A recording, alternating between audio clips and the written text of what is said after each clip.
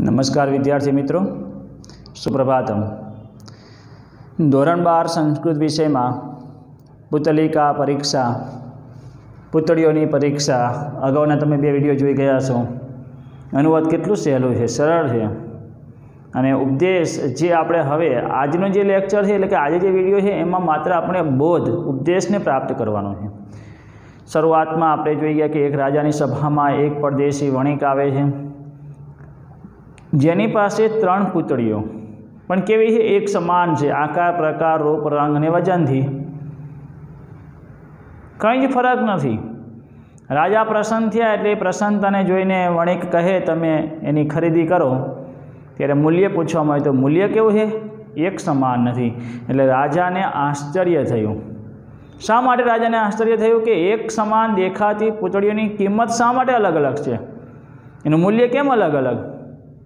એનો એકનો 1 રૂપિયો, એકના 1000 રૂપિયા અને એકના 1 લાખ રૂપિયા, આવું કેમ? ત્યારે વણિકે શું કહેલું કે તમારી સભામાં ઘણા વિદ્વાનો અને બુદ્ધિશાળી પુરુષો હાજર છે, તો આ તેમને પૂછો। એટલે રાજાએ પછી એ વણિકના કહેવા પ્રમાણે રાજસભામાં હાજર રહેલા બધા સભ્યોને આ વાત કરી, એમને સૂચન કર્યું અને રાજાના સૂચન પ્રમાણે બધા જ વિદ્વાનો, સમજદાર, બુદ્ધિશાળી પુરુષોએ એની તપાસ કરી પણ એમાં કોઈ સફળ ન થયું। એટલે રાજાએ આ કામ કોને સોંપી દીધું? મંત્રીને સોંપી દીધું। પણ મંત્રીએ એક શરત રાખેલી, चतुर मंत्री होशियार कुशल जैसे सामान्य मानस थी तो ना ज समझाया, क्योंकि एक समान से आकार प्रकार रूप रंग ने वजन थी कोई ज फरक नहीं। એટલે સામાન્ય માણસથી આ સમજાય એમ જ નથી। એટલે રાજાએ આ મંત્રીને કામ સોંપી દીધું અને મંત્રીએ કહ્યું કે 3 દિવસ પછી આ જાણીને હું તમને જણાવીશ। રાજા કે ભલે। સભા તો વિખેરી નાખી। પછી ત્યાં મંત્રી પોતાના ઘેર લઈ આવે છે અને ઘેર લઈ આવ્યા પછી એને થાક કે ભૂખ તરફ ધ્યાન નથી આપેલું। એના દરરોજના જે પણ કામ હોય એ તરફ એને ધ્યાન નથી આપેલું, બધું ત્યજી દીધું। માત્ર ઝીણવટ ભરી નજરથી પૂતળીઓને જ તપાસ કરે છે, એની પરીક્ષા કરે છે। બધી રીતે જુએ, આકાર પ્રકાર રૂપ વજન બધી રીતે ત્યાં એ 3 એક સમાન છે, કિંમત કેમ અલગ અલગ છે। અચાનક પોતાનું ધ્યાન પૂતળીના કાનમાં જાય છે અને એ પૂતળીઓના કાનમાં એને એક કાણું જોયું, છિદ્ર જોયું। અને આ છિદ્ર શા માટે, આ કાણું શા માટે એવો પ્રશ્ન એને ત્યાં થયો અને અચાનક એનો જવાબ એને મળી ગયો। તો તેને એક સળી લીધી। હવે સામાન્ય માણસ હોય ને તો આવી નાની નાની ભૂલ અથવા નાની નાની બાબતોને જોવે નહીં, ચાલે। હવે અમુક હોશિયાર વિદ્યાર્થીઓ હોય એટલે ઝીણવટ ભરી એમ નજરથી, એટલે જેને જે લખાણ છે એનું આખું પેપરમાં લખી દીધું, એ પછી ફરીથી પાછો સમય છેલ્લે મળે ને એટલે બેસી ના રહે। 800 અમુક હોય ને ત્યાં એ પૂરું થઈ ગયું ને તો 30 મિનિટ બાકી હોય ને તો માથું રાખીને સૂઈ જાય એમ, પણ નહીં, પહેલેથી એને જે લખેલું છે ને બધું એકવાર ત્યાં જોઈ લે। જ્યાં પણ કંઈ પણ ભૂલ, નાની ભૂલ હોય ને તો એ સુધારી લે। એમ આ મંત્રી, ચતુર મંત્રી, એ એક કાણું, એટલે એવી નાનું ત્યાં કાણું છે અને શું હશે ને એને એક તરફ મૂકી નથી દેતો, પણ શા માટે છે એવું એને વિચાર્યું અને એક સળી લીધી અને એ સળી એક પૂતળીના કાનમાં નાખે છે, બીજી પૂતળીના કાનમાંથી નીકળે છે, બીજી પૂતળીના કાનમાં નાખે છે તો મુખમાંથી નીકળે છે અને ત્રીજી પૂતળીના કાનમાં નાખેલી સળી નથી મુખમાંથી નીકળતી, નથી કાનમાંથી નીકળતી। ક્યાં ગઈ? પેટમાં ગઈ, બહાર આવતી નથી। એટલે ચતુર મંત્રી સમજી ગયો ત્રણેયની કિંમત કઈ રીતે કરી શકાય હવે, અને શા માટે મૂલ્ય અલગ અલગ છે। ભલે એક સમાન છે પણ ગુણથી 3 અલગ છે, એ મંત્રીને સમજાઈ ગયું। હવે આપણે આગળનું અનુવાદ બાકી હતું। એટલે હવે તો માત્ર આપણે જે માનવ જીવન માટે ખાસ ઉપદેશ, 3 પુત્રીની કિંમત અલગ અલગ છે ને, તો હવે એનું મૂલ્ય જે અલગ અલગ છે એમ માનવ ભલે આકાર પ્રકાર બધી રીતે ત્યાં એ સરખો હોય પણ ગુણથી ઓળખાય છે, એ હવે આપણે સમજવાનું છે। છેલ્લે જ્યારે અનુવાદ લખાવ્યું ત્યાં લખાવ્યું કે ત્રીજી પૂતળીના કાનમાં નાખેલી સળી પેટમાં ગઈ, ફરી બહાર આવી નહીં। આગળનો ફકરો, અનેન પ્રસન્ન મંત્રી નિશ્ચિંતો ભૂત્વા, અનેન આનાથી પ્રસન્ન મંત્રી, પ્રસન્ન થયેલો મંત્રી નિશ્ચિંત ભૂત્વા, નિશ્ચિંત થઈને, ભૂત્વા એટલે થઈને, निश्चिंत हवे कोई चिंता नहीं, निश्चिंत थईने अथवा निश्चिंत बनीने दिवसम व्यापयति। व्यापयति एटले व्यापव एटले विताव, व्यापति एटले वितावे छे। आनाथी प्रसन्न थयेलो मंत्री निश्चिंत बनीने दिवस वितावे छे। हवे 3 दिवसनो समय मांगी लो, जवाब तो एने मळी गयो, पछी निश्चिंत थईने हवे दिवस वितावे छे, हवे चिंता नहीं। तृतीय दिवसे त्रीजा दिवसे असौ ते राजसभामां उपस्थाय राजसभामां उपस्थाय एटले के राजसभामां उपस्थाय एटले हाजर थईने पुतलिका प्रदर्श्य पुतळीओ प्रदर्श्य बतावीने क्रमशः एक पछी एक मूल्यम विज्ञापयति। एक पछी एकनु मूल्य विज्ञापयति एटले जणावे छे। आनाथी प्रसन्न थयेलो मंत्री निश्चिंत बनीने दिवस वितावे छे। त्रीजा दिवसे ते राज्यसभामां हाजर थईने पुतळीओ बतावीने एक पछी एकनु मूल्य जणावे छे कि जे आ पुतળી छे एनो 1 રૂપિયો, बीजी छे एना 1000 રૂપિયા અને ત્રીજી જે પુતળી છે ને એના લાખ રૂપિયા છે। तम मूल्यम ते मूल्यनु वणिक व्यापारी अथवा वणिक सर्वथा सर्व रीते अनवमोदयत अनवमोदयत एनु समर्थन कर्युं। हाँ बराबर है एम, केम के वणिकने तो खबर ज छे एने बनावी छे एटले के त्रणेय पुतळीनुं मूल्य शा माटे अलग छे। अने मंत्रीए जे जवाब आप्यो ए प्रमाणे तेने शुं कर्युं कि हाँ तमारी वात साची छे, ते मूल्यनुं वणिके शुं कर्युं सर्व रीते समर्थन कर्युं, सर्व रीते समर्थन कर्युं। हवे 3 जे फकरा छे ने एमां पहेली पुतळीनी किंमत शा माटे अलग होय छे, 1 રૂપિયો शा माटे, थोड़ी किंमत शा माटे, ओछी किंमत शा माटे छे, अने ए माणसने लगतुं त्यां एने समजाववामां आवेलुं छे। એટલે આપણે હવે 3 ફકરાઓ, પહેલી કિંમત, બીજાની કિંમત ને ત્રીજાની કિંમત એ રીતે આપણે સમજવાની છે। ફકરા આગળનો ફકરો એટલે જે નાનો આપેલો છે એનો અનુવાદ લખજો। આનાથી પ્રસન્ન થયેલો મંત્રી નિશ્ચિંત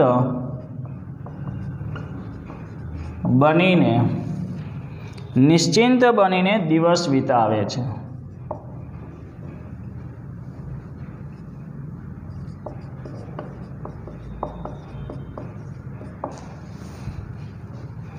त्रीजा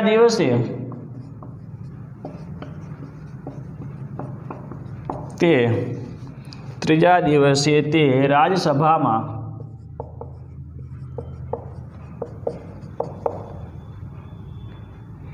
हाजर थईने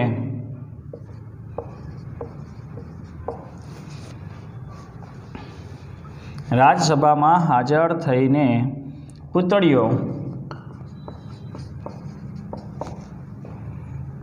बतावीने एक पछी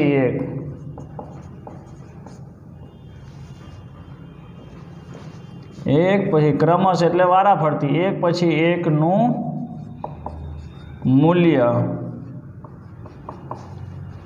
जणावे छे। ते मूल्यनु वणिके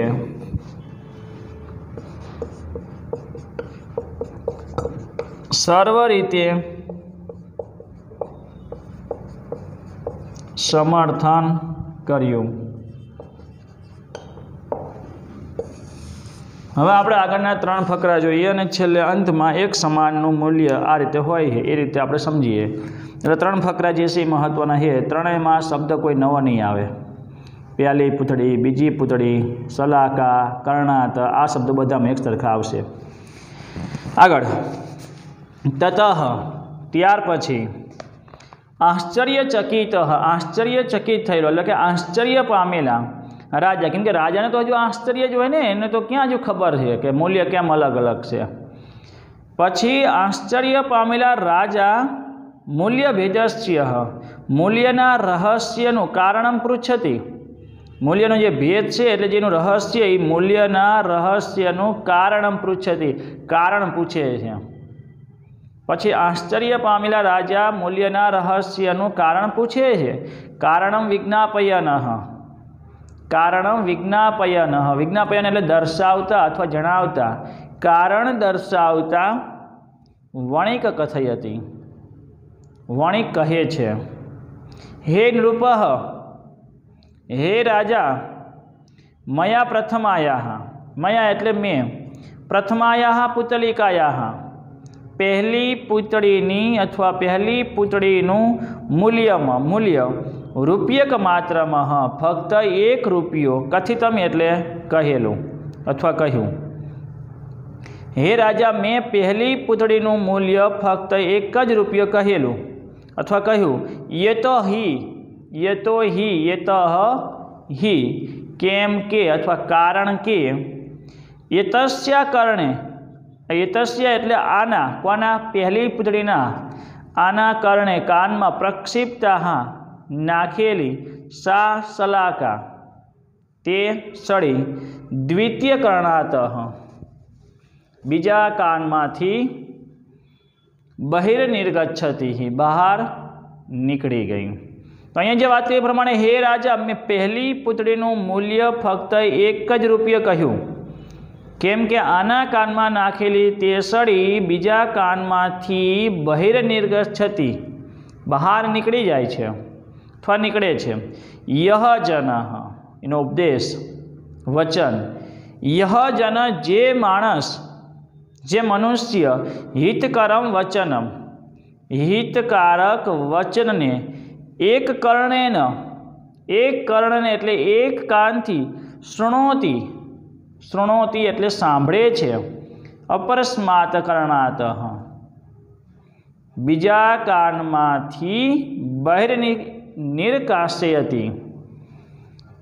बहिर्निष्कासयति, निष्कासयति एटले काढे छे, निर्गच्छति एटले निकळे है, जाय छे, अने अहींया निष्कासयति एटले काढे छे, एक कानथी सांभळे छे, अपरस्मात् कर्णातः, बीजा कानमांथी बहार काढी नाखे छे।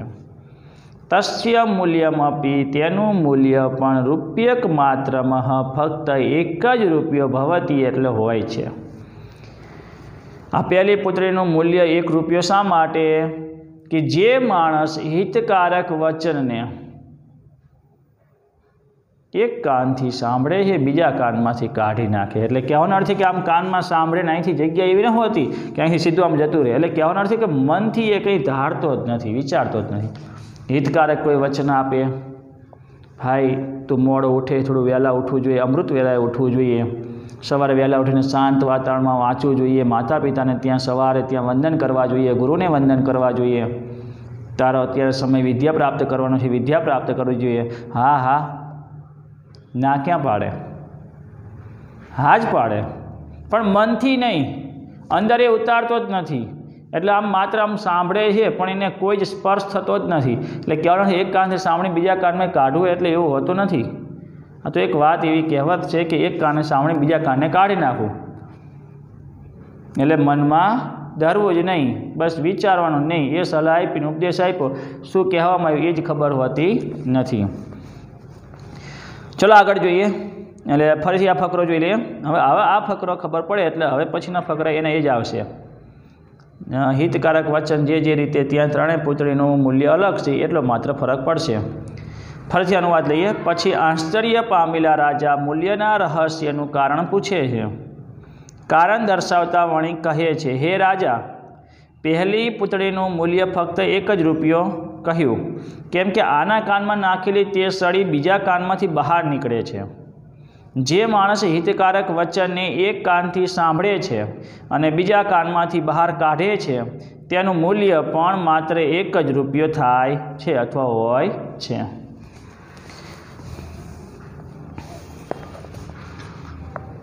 आगळनो फकरो ततः एटले के पछी आश्चर्य पामेला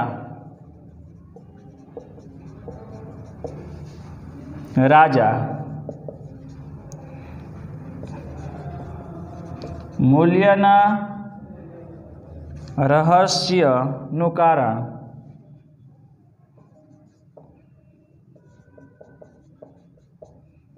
કારણ પૂછે છે.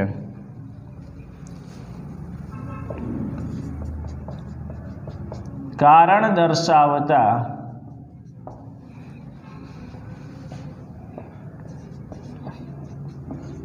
વણિક કહે છે,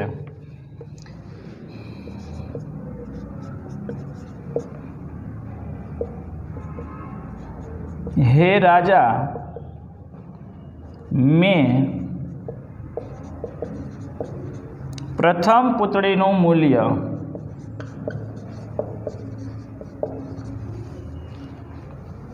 ફક્ત 1 રૂપિયો કહ્યું,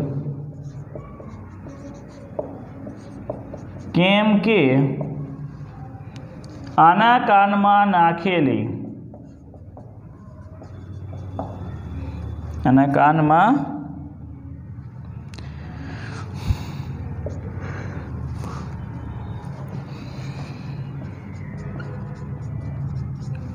કાનમાં નાખેલી તે સળી બીજા કાનમાંથી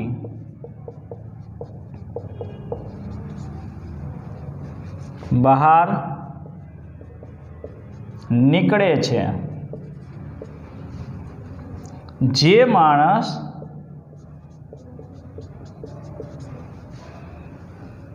હિતકારક વચનને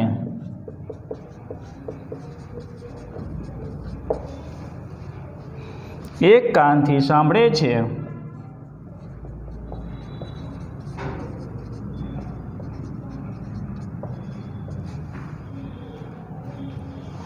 અને બીજા કાનમાંથી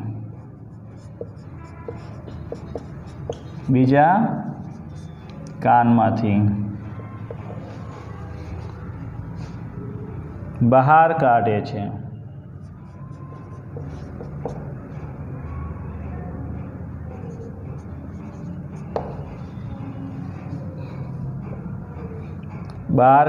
છે. તેનું મૂલ્ય પણ માત્ર 1 રૂપિયો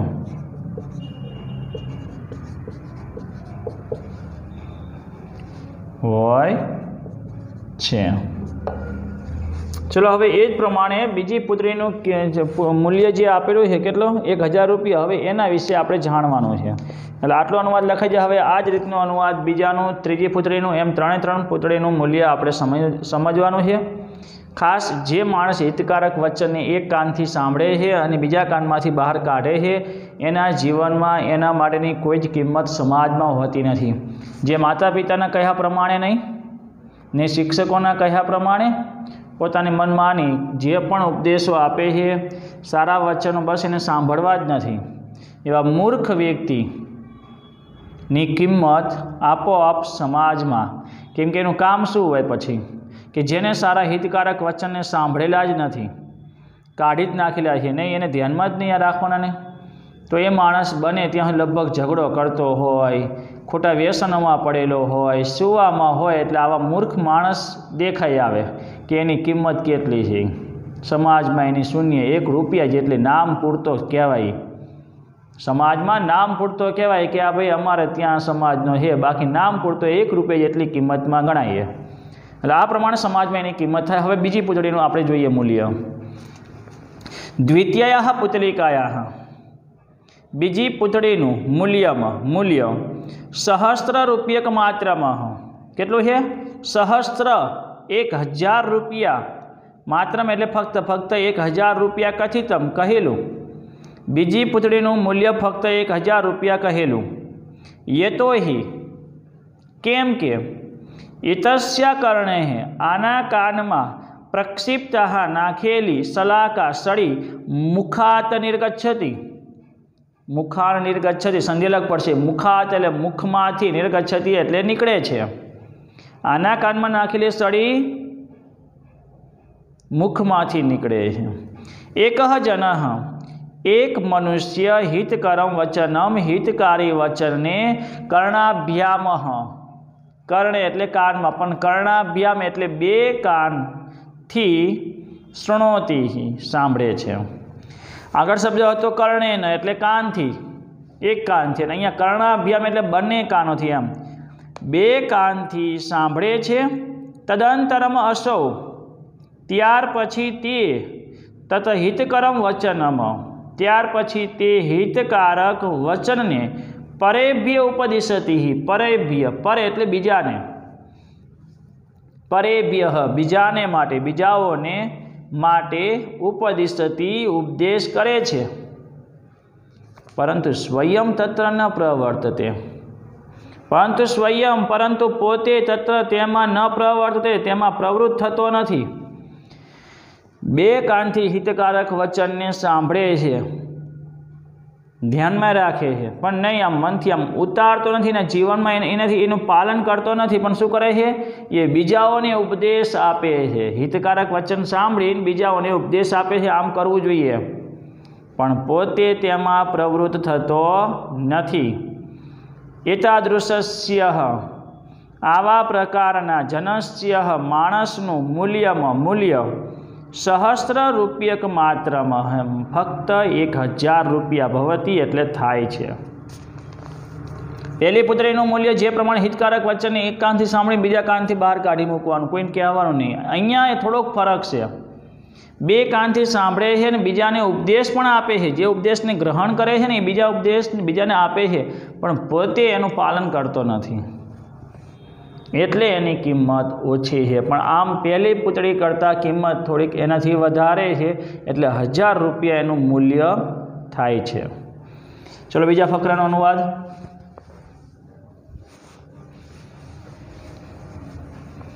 समझायो है ना अनुवाद एकदम सहेलुं छे।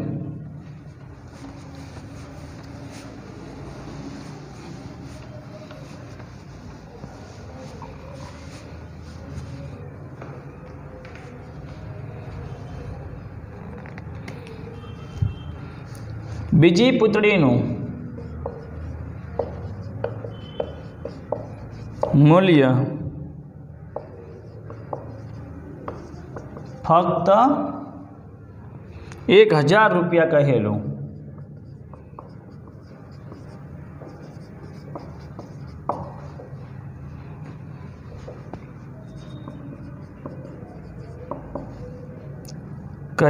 केम के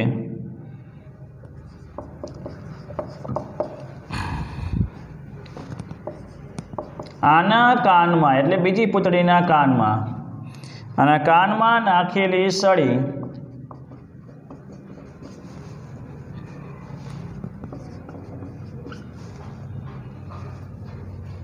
અને કાનમાં નાખેલી સળી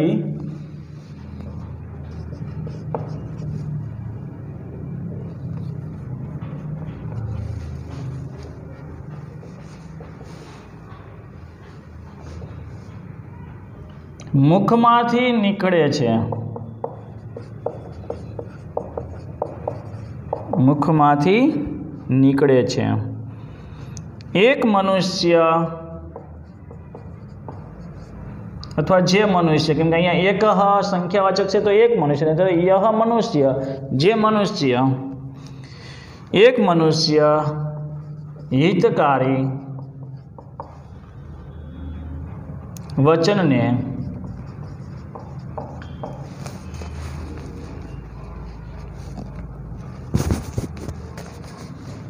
बे कानथी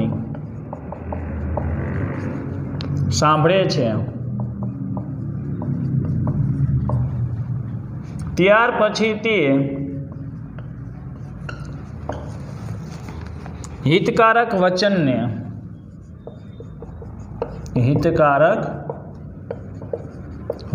ने बीजाओने माटे उपदेश करे छे।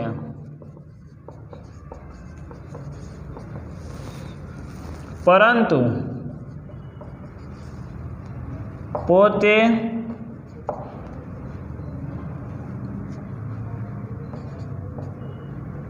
તેમાં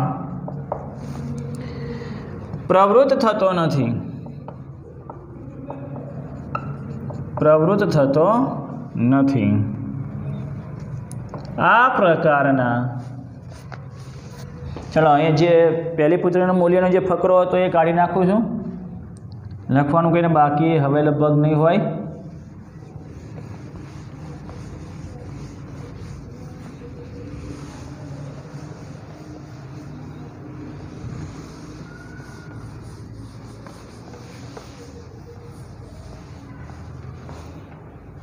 તો આ પ્રકારના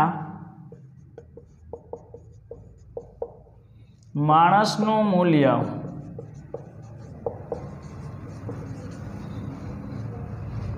ફક્ત 1000 રૂપિયા હોય છે। ચલો આગળનો ફકરો। ત્રીજી પુત્રીનું મૂલ્ય, પહેલી પુત્રીનું મૂલ્ય 1 રૂપિયો, બીજી પુત્રીનું મૂલ્ય ફક્ત 1000 રૂપિયા, અને હવે ત્રીજી તૃતીયાયાહ પુતલિકાયાહ એકસ્ય શબ્દ જે છે ને સંખ્યા છે, એકનું, બીજીનું, ત્રીજીનું, અહીંયા પહેલી, બીજી ને ત્રીજી સંખ્યાવાચક જે વિશેષણ શબ્દ જે પ્રમાણે તૃતીયાય પુતલિકાયા એટલે જે સ્ત્રીલિંગ શબ્દ છે એટલે સાથે લઈ લેવાનું ષષ્ઠી વિભક્તિ પ્રમાણે। તૃતીયાયા પુતલિકાયા ત્રીજી પુત્રીનું મૂલ્યમાં મૂલ્ય 1,00,000 રૂપિયકમ 1,00,000 રૂપિયા કથિતમ કહેલું। ત્રીજી પુત્રીનું મૂલ્ય 1,00,000 રૂપિયા, લક્ષ એટલે લાખ રૂપિયા, 1,00,000 રૂપિયા કહેલું, કથિતમ કહેલું। એ તો હી કેમ કે અથવા કારણ કે એતસ્યા કરણે હે, એતસ્ય એટલે આના, કોના? ત્રીજી પુત્રીના કાનમાં, આના કરણે કાનમાં પ્રક્ષિપ્તા નાખેલી સલાકા સળી, ઉદરમ ગતા, ઉદરમ એટલે પેટ, ઉદરમ ગતા એટલે પેટમાં ગયેલી, ન પ્રત્યાવર્તતે પાછી બહાર આવતી નથી। ત્રીજી પુત્રીનું મૂલ્ય 1,00,000 રૂપિયા કહેલું કેમ કે આના કાનમાં, એટલે ત્રીજી પુત્રીને બતાવે છે, આના કાનમાં નાખેલી સળી પેટમાં ગયેલી પાછી બહાર આવતી નથી। યહ જન જે માણસ હિતકરમ વચનમ હિતકારક વચનને કર્ણાભ્યામ શૃણોતિ, કર્ણાભ્યામ એટલે 2 કાન, દ્વિવચન શબ્દ છે, કર્ણાભ્યામ એટલે 2 કાનોથી શૃણોતિ સાંભળે છે, તદંતરમ અસૌ તતઃ, તદંતરમ ત્યાર પછી અસૌ તત તે હિતકરમ વચનમ હિતકારક વચનને સ્વમનસી, સ્વમનસી પોતાના મનમાં સ્થાપિત્વા ઉતારીને, પોતાના મનમાં ઉતારીને, સ્વજીવને પોતાના જીવનમાં, યથા પ્રસંગમ જે તે પ્રસંગે, તત પરિપાલયતી, તત પરિપાલયતી તેનું પાલન કરે છે। ઉપદેશ જ્યારે આપણે સાંભળીએ છીએ, ધોરણ 11, 12, 10મા ધોરણમાં જે પણ તમે ધોરણમાં અભ્યાસ કરતા એ સંસ્કૃત વિષયનો ખાસ તો એ માનવ જીવન માટે ઉપયોગી જ હોય છે। તમારા અભ્યાસ માટે તો ઉપયોગી છે। ધોરણ 9, 10, 11, 12માં તમે સંસ્કૃતના પાઠ્યપુસ્તકમાં જોઈ ગયા, દરેકમાં મોટા ભાગના પાઠ એવા છે કે જે માનવ જીવન માટે કંઈક ઉપયોગી બની શકે। એમ અહીંયા પણ જે વાત કરી એ પ્રમાણે કે જે ઉપદેશ હોય, સારા સારા વચનો હોય એને ગ્રહણ કરો અને પોતાના જીવનમાં જ્યારે જે પ્રસંગ હોય એ પ્રમાણેનું જ પાલન કરવું જોઈએ।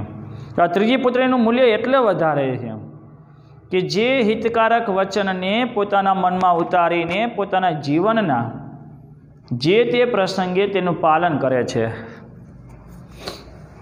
એતાદૃશસ્ય આવા માણસનું મૂલ્યમાં મૂલ્ય અધિકમ સ્યાત, અધિકમ સ્યાત એટલે આવા માણસનું મૂલ્ય વધુ હોવું જોઈએ।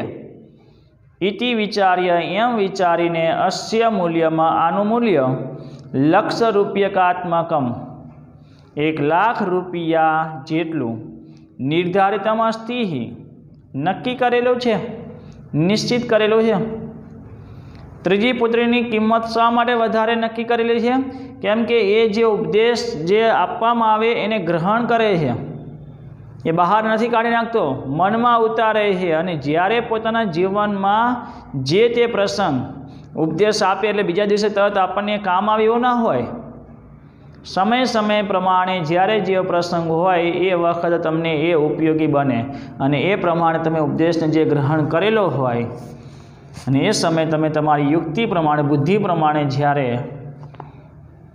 એને તમે પ્રયોગ એટલે કે જ્યાં જે ગ્રહણ કરેલા ઉપદેશ પ્રમાણે તમે એનું વર્તન કરો, એનું પાલન કરો છો, ત્યારે તમારી કિંમત સમાજમાં સૌથી વધારે લાખ રૂપિયાની કિંમત છે. મહાન બુદ્ધિશાળી મહાપુરુષો જે ઉચ્ચ કક્ષાએ ક્યાંય કોઈની ઉંમર જોવાતી નથી, માત્ર એના ગુણ જોવાય છે. કોઈનું રૂપ જોવાતું નથી, કોઈનો આકાર જોવામાં આવતો નથી, માત્ર ગુણ જોવાય છે. એટલે ગુણથી જ માણસની કિંમત થાય. મેં તમને પહેલાંય કહ્યું હતું, આપણે 4 બ્રાહ્મણ ક્ષત્રિય વર્ણ જે છે ને, 4 બ્રાહ્મણ ક્ષત્રિય વૈશ્ય ક્ષુદ્ર. તો એવું નથી કે જ્યાં જેનો જન્મ થયો પણ એના ગુણથી એ બ્રાહ્મણ બને, એના ગુણથી એ વૈશ્ય બને, એના ગુણથી એ ક્ષત્રિય બને અને ગુણથી ક્ષુદ્ર બને. અગુણ હોય ને, મૂર્ખ હોય ને, જેનામાં ગુણ નથી, એ ક્ષુદ્ર કહેવાય. જ્ઞાતિએ એક ક્ષુદ્ર છે ને જ્ઞાતિએ જે બ્રાહ્મણ ક્ષત્રિય થઈ જાય એવું નથી હોતું. ગુણથી ઓળખાય છે દરેક વ્યક્તિ. સારામાં સારા ગુણ હોય, સારામાં સારું ત્યાં એ સંસ્કૃતના શ્લોકો જાણતો હોય, સંસ્કૃતના શ્લોકો એ બોલતો હોય, તો એ મહાન પંડિત છે. અને એના એ ગુણના કારણે, એની પવિત્ર વિદ્યાને કારણે એ ચારે બાજુ ફેલાય છે. એની કિંમત દરેક લોકો એની આંકે છે. એટલે કિંમત એટલે લાખ રૂપિયામાં વેચી દેવાનું એવું નથી, પણ સમાજમાં એને ઉચ્ચ કક્ષાએ એને મહાપુરુષની દ્રષ્ટિએ જોવામાં આવે છે. અને આ પ્રમાણે જે વાત કરી પ્રમાણે ત્રીજી પુત્રીનું મૂલ્ય એટલે સૌથી વધારે છે કે એ એના જીવનમાં એનું પાલન કરે છે, ઉપદેશને ગ્રહણ કરીને એનું પાલન કરે છે. ચલો ફરીથી એકવાર જોઈ લઈએ. ત્રીજી પુત્રીનું મૂલ્ય 1 લાખ રૂપિયા કહેલું. કારણ કે, કેમ કે કારણ કે જે પણ અર્થ લઈએ, કારણ કે આના કાનમાં નાખેલી સળી પેટમાં ગયેલી પાછી બહાર આવતી નથી. જે મનુષ્ય હિતકારક વચનને 2 કાનોથી સાંભળે છે, ત્યાર પછી તે હિતકારક વચનને પોતાના મનમાં ઉતારીને પોતાના જીવનમાં જે તે પ્રસંગે તેનું પાલન કરે છે, આવા માણસનું મૂલ્ય વધુ હોવું જોઈએ. એમ વિચારીને આનું મૂલ્ય 1 લાખ રૂપિયા જેટલું નિર્ધારિત કરેલું છે, નક્કી કરેલું છે અથવા નિશ્ચિત કરેલું છે. સમાનાનામ પુતલિકાનામ અસમાને મૂલ્યે ઇદમ તાત્વિકમ ચિંતનમ નિહતમ અસ્તિ. સમાનાનામ પુતલિકાનામ, એક સમાન પુતળીઓના, અસમાને અસમાનતા એટલે કે જે સમાન નથી, અસમાન મૂલ્ય, જે સમાન નથી એવું મૂલ્ય એટલે અસમાન મૂલ્યમાં ઇદમ તાત્વિકમ, આ તાત્વિક ચિંતનમ, ચિંતન નિહતમ અસ્તિ, રહેલું છે. આ તાત્વિક ચિંતન રહેલું એટલે રૂપ રંગ આકાર પ્રકાર બધી રીતે ત્યાં એ સરખા જ છે વજનથી, પણ ગુણથી અલગ અલગ છે ને. એટલે અહીંયા 3 પૂતળી જે એક સમાન પૂતળીઓના અસમાન મૂલ્યમાં, એટલે મૂલ્ય સરખું નથી કેમ કે ગુણ સરખા નથી, અસમાન મૂલ્યમાં આ તાત્વિક ચિંતન રહેલું છે. ખ્યાલ આવી ગયો? ચલો હવે છેલ્લે જ એક ફકરો અને છેલ્લો એક વાક્ય જે અનુવાદ બાકી છે એ લખી દઈએ.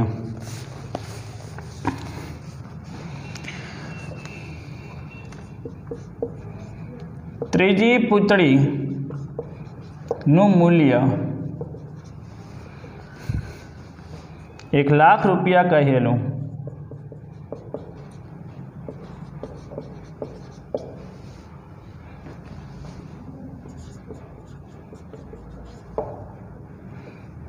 કેમ કે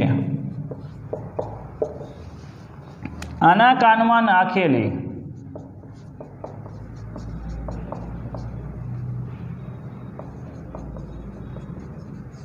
સળી,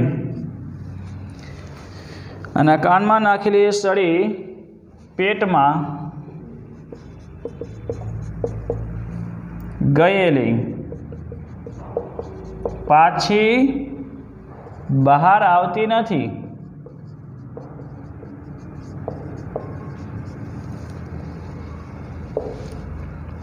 જે મનુષ્ય હિતકારક વચનને બે કાનથી સાંભળે છે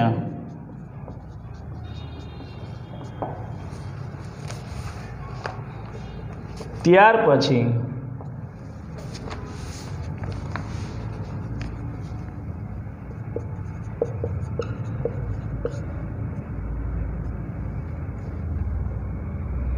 તે હિતકારક વચનને પોતાના મનમાં ઉતારીને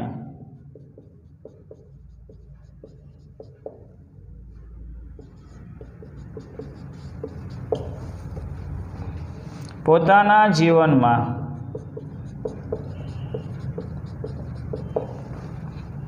જે તે પ્રસંગે તેનું પાલન કરે છે, તેનું પાલન કરે છે. આવા માણસનું મૂલ્ય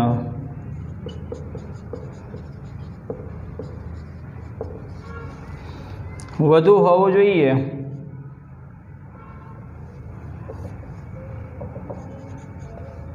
વધુ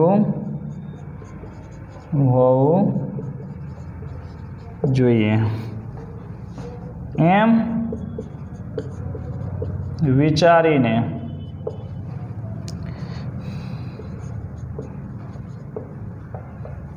આનું મૂલ્ય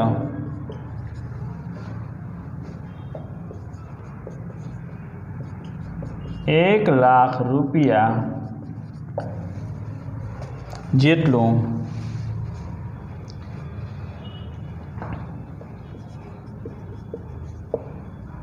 નક્કી કરેલું છે. હવે છેલ્લો ફકરો એટલે કે છેલ્લું એક વાક્ય, એક સમાન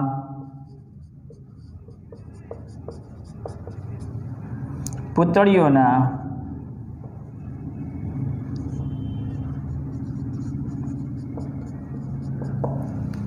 અસમાન મૂલ્યમાં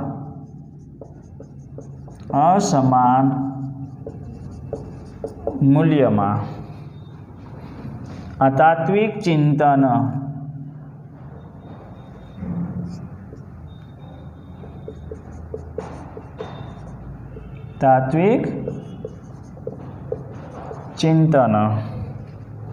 રહેલું છે. અહીંયા પાઠનો અનુવાદ પૂરું થશે. તો આ પ્રમાણે અનુવાદ ત્યાં એ પૂરું કરો. અનુવાદ બાકી હોય ત્યાં એ લખી દો. પહેલી પુત્રીની કિંમત એ આપણે આગળ લખેલું છે. પછી બીજી પુત્રીનું મૂલ્ય જે છે એના વિશેનો ફકરો. ત્રીજી પુત્રીનું મૂલ્ય જે ₹1,00,000 છે એની પાછળનું કારણ શું, એ કારણ સહિત એટલે જે ઉપદેશને ગ્રહણ કરવાનો છે, જેના પ્રમાણે આપણે રહેવાનું છે અને ₹1,00,000ની કિંમત ધરાવનાર વ્યક્તિ આપણે બનવાનું છે. એટલે આ ફકરાને ધ્યાનમાં રાખીને આપણે આ ઉપદેશને ગ્રહણ કરવાનો છે.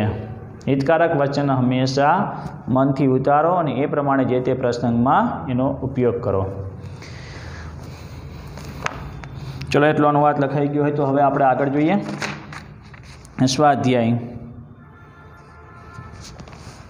સ્વાધ્યાયમાં વિકલ્પક પ્રશ્નો આપણે જોઈ લઈએ. બાકી જે રહેશે સંદર્ભ ગુજરાતી પ્રશ્નો પૂરા થશે તો લઈ લઈએ આપણે, તો સમજાવી દઈએ. ચલો, એમાં જોઈએ આપણે તો વિશેષમાં 2 નોંધ આપેલી છે જે આપણે મહત્ત્વની છે. એટલે કે એવું નથી મહત્ત્વનું, પણ ઋણાત્મક નોંધમાં પૂછાઈ શકે. સમાનાહ પુતલિકાહ, એક સમાન પુતળીઓ. તો એક સમાન પુતળીઓ જે રીતે છે, આમ ત્રણેય પુત્રીઓ પાંચે બાબતમાં એક સમાન હતી એ બાબત આપણે દર્શાવવાની છે.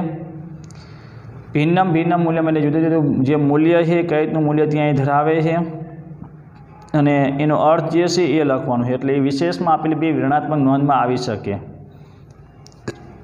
स्वाध्यायમાં પ્રશ્ન 1 જોઈએ। કિયત્યઃ પુતલિકાઃ આસનઃ। કિયતઃ કેટલી પુતળીઓ હતી। કિયત્યઃ એટલે કેટલી પુતળીઓ હતી। તિસ્રઃ પહેલું જે આપેલું ને તિસ્રઃ સ્ત્રીલિંગ શબ્દ પ્રમાણે તિસ્રઃ પુતલિકા આસનઃ। પુતલિકાનામ મૂલ્યમ કીદૃશમ આસીત। પુતળીઓનું મૂલ્ય કેવું હતું।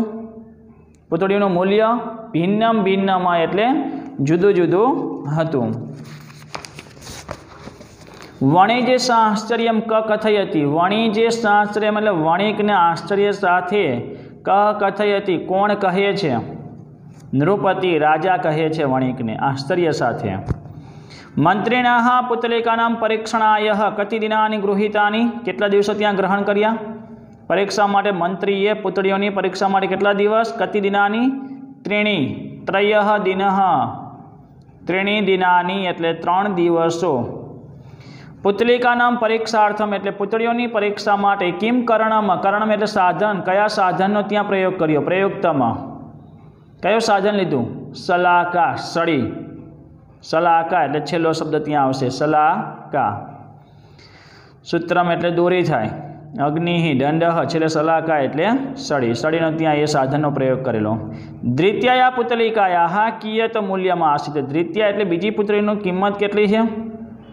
સહસ્ત્ર રૂપ્યકમ। એ જ પ્રમાણે વિકલ્પ ત્યાં પૂછે। પ્રથમાયા પુતલિકાયા તો એમાં જ વિકલ્પ છે રૂપ્યક માત્રમાં। તૃતીયા પુતલિકાયો શબ્દ પૂછેલો હોય તો લક્ષ રૂપ્યકમ। વિકલ્પો સરખા આવે। કોઈ પણ પુતળીનું મૂલ્ય પૂછવામાં આવે એટલે ખ્યાલ આવી જાય આપણને। પ્રથમાયા રૂપ્યક માત્રમ દ્વિતીયા સહસ્ત્ર રૂપ્યકમ તૃતીયા લક્ષ રૂપ્યકમ। સંસ્કૃત પ્રશ્ન જોઈએ। તિસ્રઃ પુતલિકા કીદૃશ્ય આસનઃ। તિસ્રઃ એટલે 3 પુતળીઓ કીદૃશ્ય આસનઃ કેવી હતી। તો 3 પુતળીઓ કેવી હતી તો એના માટે પહેલું જ વાક્ય ત્યાં આપેલું છે તમે જોઈ શકો છો। તિસ્રઃ પુતલિકા પહેલા શબ્દ લેવાનો। તિસ્ર પુતલિકાઃ કાષ્ઠમય્યઃ સુંદર્ય કલાત્મિકાઃ આકારેણ પ્રકારેણ ભારેણ રૂપેણ રાગેણ ચ સમાનાઃ આસનઃ। એક સમાન હતી। કલાત્મક સુંદર આકાર પ્રકાર બધી રીતે ત્યાં એક સમાન હતી। સભાયામ કીદૃશા પુરુષા વિરાજન્તે। સભામાં કેવા પુરુષો વિરાજે છે। સભામાં કેવા ત્યાં છે। બહવઃ વિદ્વાંસઃ વિચક્ષણાઃ પુરુષા વિરાજન્તે। સભાયામ પહેલા શબ્દ લખવાનો સભાયામ બહવ વિદ્વાંસઃ વિચક્ષણા પુરુષા વિરાજન્તે। કહ મૂલ્ય ભેદસ્ય કારણમ સ્પષ્ટમ કરોત। કોણે ત્યાં મૂલ્યના ભેદનું કારણ સ્પષ્ટ કર્યું। કોણ હતું એ મંત્રી। મંત્રી મૂલ્ય ભેદસ્ય કારણમ સ્પષ્ટમ અકરોત। મંત્રી પુતલિકાનામ કરણેષુ કિમ અપશ્યત। શું જોયું કિમ અપશ્યત। એકમ છિદ્રમ। શું જોયું અને એક કાણું અપશ્યત એટલે જોયું એક છિદ્ર જોયું। તૃતીયા પુતલિકાયા કેત મૂલ્યમઃ હમણાં જ કહી દીધું મેં। તૃતીયા પુતલિકાયા લક્ષ રૂપ્યકમ મૂલ્યમાં આસિત। એ 3માંથી કોઈ પણ એક પ્રશ્ન ગમે તે MCQમાં પૂછાઈ શકે છે તો યાદ રાખવાનું। પહેલામાં રૂપ્યક બીજામાં સહસ્ત્ર અને ત્રીજામાં લક્ષ। સસંદર્ભ સમજાવો।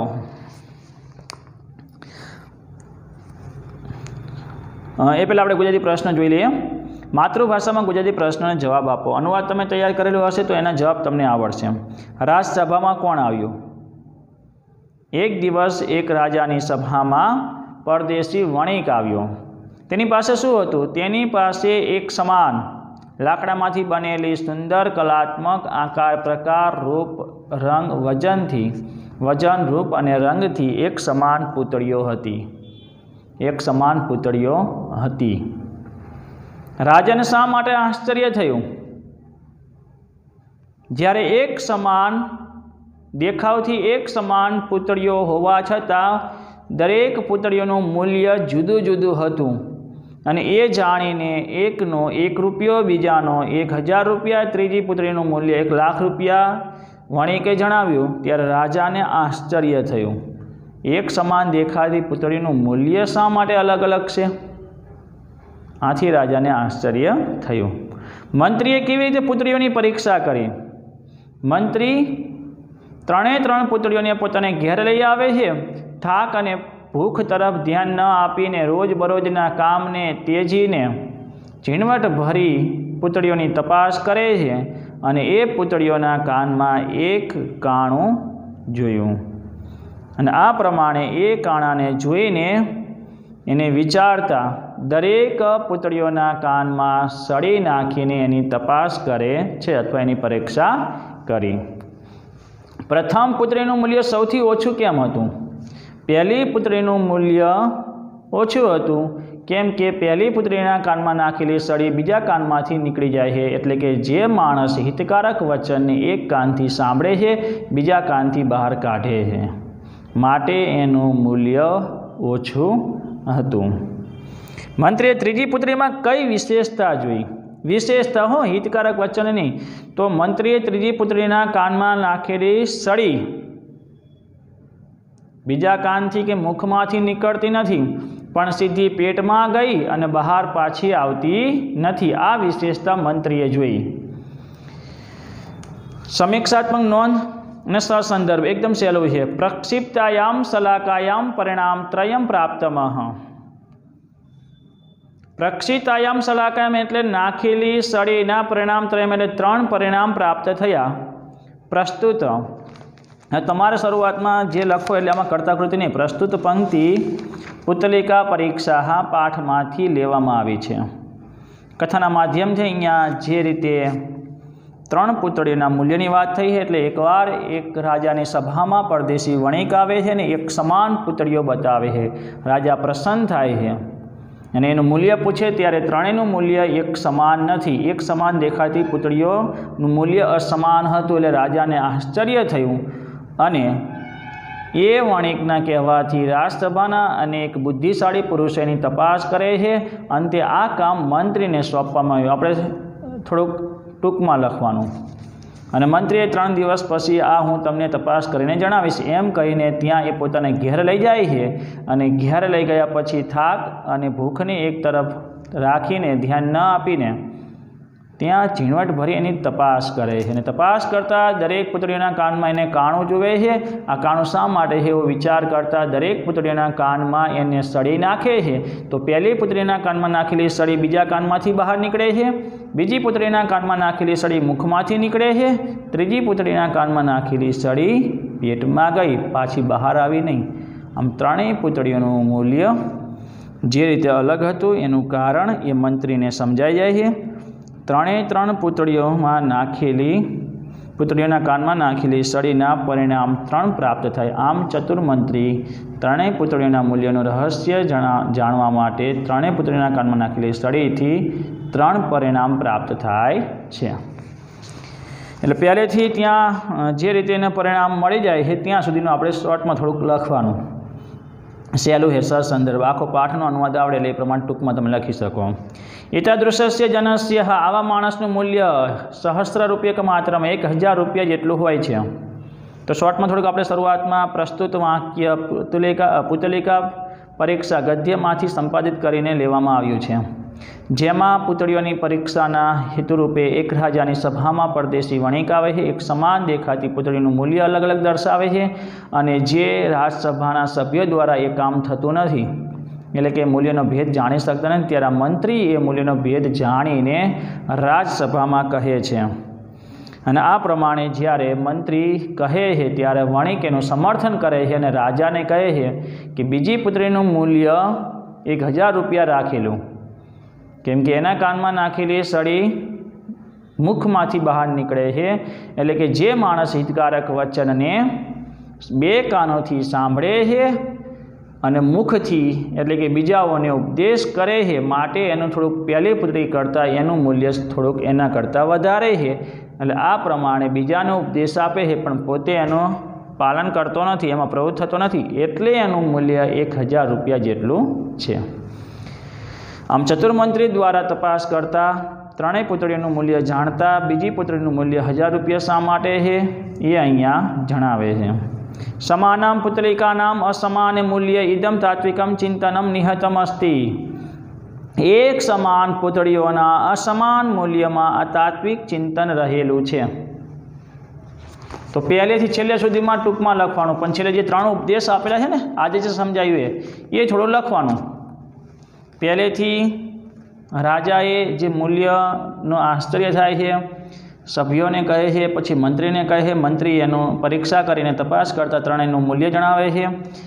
જે એનું મૂલ્ય વણિક વેપારી રાજાને કહે છે કે પહેલી પુત્રીના કાનમાં નાખેલી સળી બીજા કાનમાંથી નીકળી જાય છે, એટલે જે હિતકારક વચનને એક કાનથી સાંભળી બીજા કાનની બહાર કાઢે એની કિંમત 1 રૂપિયો જ છે। બીજામાં ઉપદેશ બીજાને આપે છે।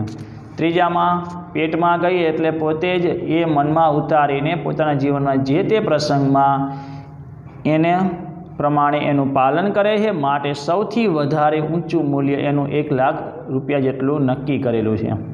આ પ્રમાણે જે એક સમાન પુતળીઓ આકાર પ્રકાર રૂપ રંગ વજનથી એક સમાન દેખાતી પુતળીઓનું મૂલ્ય અસમાન હતું, એટલે કે મૂલ્ય જુદું જુદું હતું, એનું પાછળનું આ તાત્વિક ચિંતન આ પ્રમાણે એક ચતુર્મંત્રી દ્વારા સમજાવવામાં, કોઈ સામાન્ય માણસ દ્વારા સમજાય એમ નથી, પણ અહીંયા એક લોકોને ઉપદેશ આપવાના હેતુથી 3 પુતળીઓનું મૂલ્ય કઈ રીતે અલગ અલગ છે એ દરેકના જીવનમાં હિતકારક વચન પ્રમાણે માણસે એનું પાલન કરવું જોઈએ।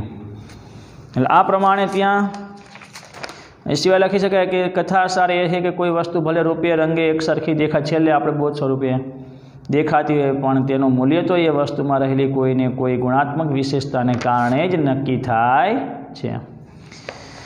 સમીક્ષાત્મક નોંધ લખો। આ વાર્તામાંથી મળતો બોધ, એટલે આપણે જે વાર્તાના બોધમાં શરૂઆતમાં થોડુંક જે લખીએ એ થોડુંક ટૂંકમાં લખવાનું।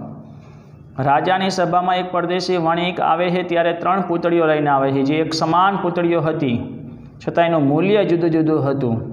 ત્યારે રાજા એનું મૂલ્ય જુદું જુદું છે એ કારણ પૂછતા એનો ભેદ, કે આ મૂલ્યનો ભેદ આટલો બધો કેમ અલગ અલગ ત્યાં છે, ત્યારે એ પોતાની જ રાજસભામાં અનેક વિદ્વાન અને બુદ્ધિશાળી પુરુષોને આ પ્રશ્ન કરે છે, પણ એમાંથી કોઈ સફળ ના થયું, એટલે આ કામ મંત્રીને સોંપી દેવામાં આવે છે અને મંત્રી પોતાને ઘેર લઈ જાય છે। ઘેર લઈ ગયા પછી એની તપાસ કરે, ઝીણવટભરી એની તપાસ કરે છે, અને ત્યારે અચાનક એના કાનમાં એની નજર ગઈ અને કાનમાં જે કાણું જુએ એટલે પ્રશ્ન થયો, શા માટે પુતળીઓના કાનમાં કાણું છે? અને એમ વિચારતા એની એક સળી દ્વારા એની પરીક્ષા કરે છે। એક પુતળીના કાનમાં નાખેલી સળી બીજા કાનમાંથી નીકળે છે, બીજી પુતળીના કાનમાં નાખેલી સળી મુખમાંથી નીકળે છે, અને ત્રીજી પુતળીના કાનમાં નાખેલી સળી પેટમાં ગઈ, પાછી બહાર ના આવી। આ પ્રમાણે મંત્રી ત્યાં સભામાં હાજર થઈને 3 પુતળીનું મૂલ્ય જણાવે છે।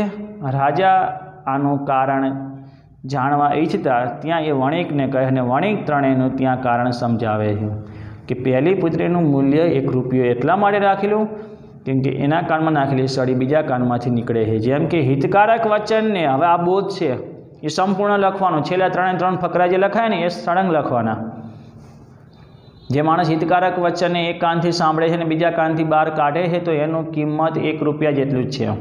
પછી બીજાનો ઉપદેશ આપે છે, ત્રીજામાં એનું પાલન કરે છે, પોતાના જીવનમાં જે તે પ્રસંગમાં એનું પાલન કરે છે। આમ એક સમાન દેખાતી પુતળીઓનો અસમાન મૂલ્યમાં આટલું ત્યાં તાત્વિક ચિંતન રહેલું છે। આમ અહીં કથાસાર એટલે આ પાઠમાંથી જે બોધ મળે છે કે કોઈ વસ્તુ ભલે રૂપે રંગે એક સરખી દેખાતી હોય, પણ તેનું મૂલ્ય તો એ વસ્તુમાં રહેલી કોઈને કોઈ ગુણાત્મક વિશેષતાને કારણે જ નક્કી થાય છે। આ એનો બોધ મળે છે।